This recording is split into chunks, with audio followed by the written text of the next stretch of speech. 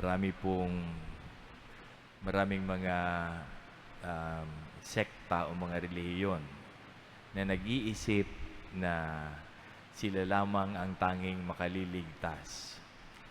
At hindi lamang po yan sa ibang mga sekta o mga relihiyon.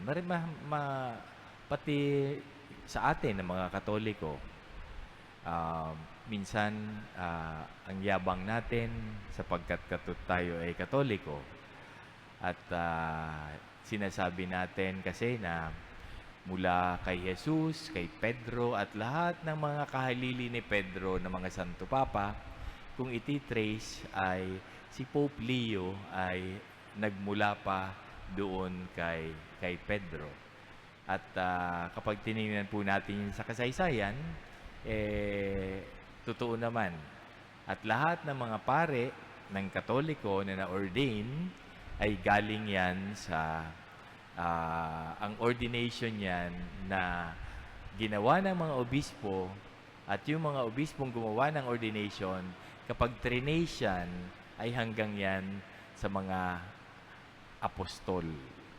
So, ang feeling ng mga Katoliko ay kami ang tunay na mga Kristiyano, kami mga Katoliko. Ang sinasabi naman ng ibang mga sekta, kami lang makaliligtas. So, kami ang tunay na mga Kristiyano. Yung mga ganong mga claim ay hindi yan, walang bearing siya kung siya ay claim lamang.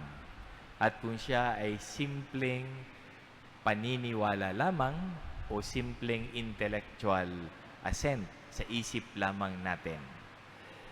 Kung kaya naman, kung titingnan natin yung Ebanghelyo, sinabi ng may isang nagtanong sa kanya, sa ating Panginoon, Ginoo, kakaunti po ba ang may liligtas? At ang sinabi niya, pagsikapan ninyong pumasok sa makipot na pintuan. Sabi ko sa inyo, marami ang magpipilit na pumasok, ngunit hindi makakapasok. So, tingnan po natin yung salitang ginamit dito. Pagsikapan. So, pagsikapan ninyong pumasok. Sa original Greek manuscript na sinulat ni San Lucas, ang ginamit niya na salita ay agonizomai. Agonizomai. Ang agonizomai, kung itatranslate yan natin sa English, is struggle. So, mag-struggle ka. So, ang noun niyan ay agon. Ang agon, ang ibig sabihin ay contest. So, kapag ka may contest, di ba? So, anong gagawin mo kapag ka ikaw ay tunggalian o may contest? Halimbawa, yan ay sa sports. Usually, yung agon sa Griego, ng 1st century Mediterranean, ang ibig sabihin niyan ay yung sports, yung palakasan. So kapag ka ikaw ay isang sportsman o sportswoman, kailangan mo mag-practice. So pag magpa-practice ka, kailangan mo mag-exert ng intense at extra effort para ihanda ang iyong katawan doon sa contest. Lalong-lalo na kung ito ay sports. At kung nandoon ka na mismo sa contest, hindi na lang ito simpleng practice, kung hindi talagang dodoblehin mo o titriplehin mo pa yung iyong effort para dun sa ikapapanalo mo. So, ang ibig sabihin ng agonizomai sa salitang Griego ay yung pagsisikap, yung struggle and having that intense effort in order to win o para makuha mo, ma-achieve mo yung iyong goal. So, kung titingnan po natin ito, yung gumawa siya ng isang kwento, yung ating Panginoon, sabi niya, kapag ang pinto'y isinara na ng puno ng sambahayan, magtitiis kayong nakatayo sa labas at katok ng katok. sasabihin ninyo, Panginoon, papasukin po ninyo kami. Sasagutin niya kayo, hindi ko alam kung taga saan kayo. At ang sasabihin nyo, kumain po kami at uminom, nakasalo ninyo at nagturo po kayo sa mga lansangan namin.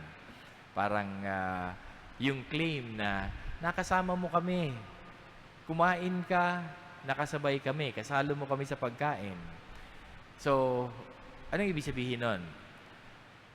Madalas yung mga ganong claim natin ay sinasabi natin na, oy, meron kaming closeness sa'yo dahil nakasama ka namin. So, ibig sabihin, kung close kami sa'yo, ay dapat makaliligtas kami. Para bang sinasabi natin, ay pare ako, ay madre ako, ay religyoso ako, ay araw-araw ako nagsisimba, ay araw-araw ako nagro-rosaryo. Bakit hindi ako makaliligtas? Dapat makaligtas ako. Hindi. Ang sinasabi dito, pagsikapan ninyong pumasok sa makipot na pintuan. It's a struggle.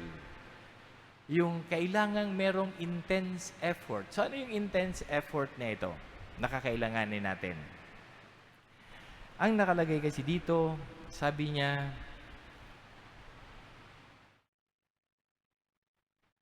lumayo kayo sa akin, kayong lahat ng nagsisigawa ng masama. Ano ba yung masama o ano yung evil? Pag tinignan po natin, ano ba yung opposite ng evil?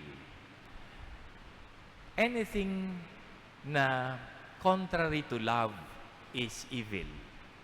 And therefore, evil is something that is not that is unwelcome. Kumbaga, hindi ito yung katanggap-tanggap. So, ano yung pagkakaiba ng yung masama at ang mabuting gawa? So, yung masama, kung yan ay contrary to love, ibig sabihin, anumang bagay na gagawin natin na para sa ating sarili lamang, o yan ay nakaugat sa kasakiman, pagkamakasarili, ang lahat ng yan ay contrary to love o opposite, kabaliktaran ng pag-ibig. Bakit? Ano ba ang pag-ibig? Ang pag-ibig, sabi ni Thomas Aquinas, is to will the good of the other. Yung gugustuhin mo ang ikabubuti ng iba. Ibig sabihin, walang pag-ibig na papasok sapagkat ang pag-ibig ay laging palabas. Kapag yan ay papasok, yan ay pagkamakasarili, yan ay kasakiman. So, meron tayong human tendency na maging sakim at maging makasarili, at meron tayong tendency na ang ego lamang natin ang ating pinapansin at kadalasan hindi na natin napapansin ang iba. At ang human tendency na yan ay mahirap baguhin. Kung kaya naman, kung yan ay mahirap baguhin, meron din tayong tendency na gumawa ng masama na nanggagaling sa kasakiman at pagkamakasarili. Kung kaya naman, kung gagawa tayo ng bagay na kabaliktaran noon, yung pag-ibig sa ating kapwa at pag-ibig sa Diyos, yan ay mahirap gawin. Pero kailangan nating gawin bilang mga Kristiyano.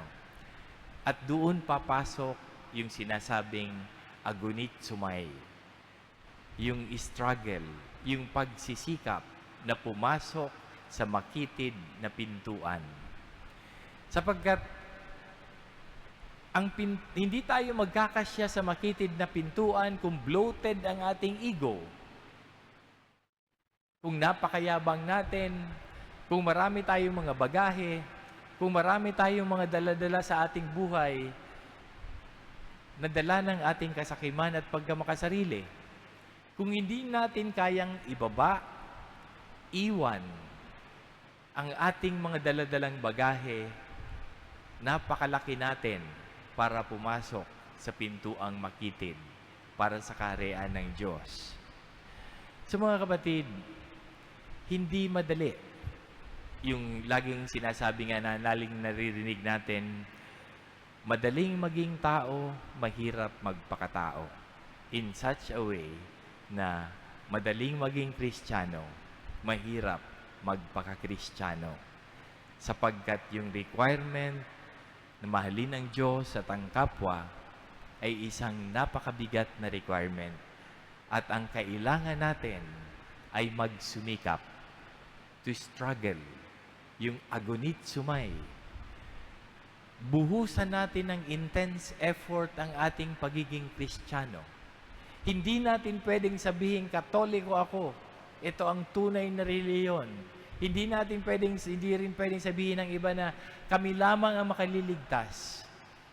Kung wala naman tayong ginagawa na effort na intense para pumasok sa makitid na pintuan, iwan ang ating mga bagahe at harapin ang ating pagiging Kristiyano sa pagsasabuhay nito na nakaugat sa pag-ibig sa Diyos at sa kapwa.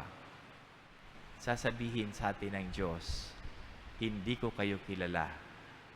Magsilayas kayo, kayong mga gumagawa ng masama.